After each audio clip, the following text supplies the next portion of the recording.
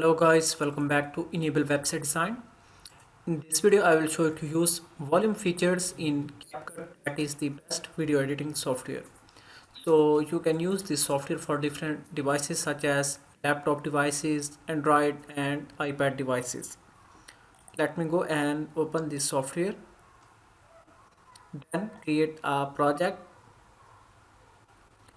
Here you can see this one on the top left corner. You can drag any of the video file here. This one. Now drag it at the bottom. After that, here you can wait for a few seconds so that your video should get ready. Okay, now you can easily use split feature. Let me remove this one unwanted part of the video.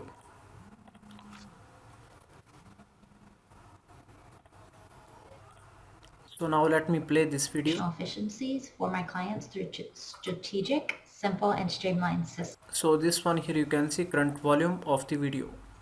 Now here you can go and click on audio,